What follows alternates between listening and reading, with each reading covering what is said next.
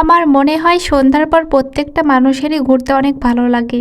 রাতের আলোয় পরিবেশগুলো অসম্ভব সুন্দর লাগে। রাতে ঘুরতে পছন্দ করে না আমার মনে হয় এরকম কেউই নেই। তো এই দিন আমরা বিকালে বের হয়েছিলাম। বড় ভাই নতুন বিয়ে করেছে, আর বউয়ের জন্য কিছু কেনাকাটা করতে বের হয়েছিলাম। তো কেনাকাটা করতে করতে সন্ধ্যা হয়ে গেছে, আর আমরা এখন চলে যাচ্ছি একটু ফুচকা খেতে। এটা কোন জায়গা তোমরা চিনে থাকলে অবশ্যই কমেন্ট করে জানাও। তো জায়গাটি অনেক সুন্দর তাই না? এখানে লাইটিং করা আছে, আর রাতে আমার এর জন্যই বের হইতে খুব ভালো লাগে। তারপর আমরা ফুচকা অর্ডার দিয়ে এখানে বসে আছি, অপেক্ষা করছি, আর এইদিকে আমার ভাইয়ার সাথে মজা করছি।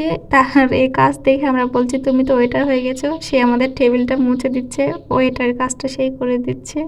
ময়লা ছিল না, তারপরও সে মানে ফাজলামো করে এটা করছিল। আমরা যখন একসাথে থাকি এরকম মজা করতে করতে আমাদের সময় চলে যায়। তারপর আমাদের অপেক্ষা শেষ, ফুচকা চলে আসে। এখানকার ফুচকা কিন্তু অনেক টেস্টি। আর এইদিকে ভাইয়ার প্রশংসা করাতে সে এখনো টেবিল মুছেই যাচ্ছে।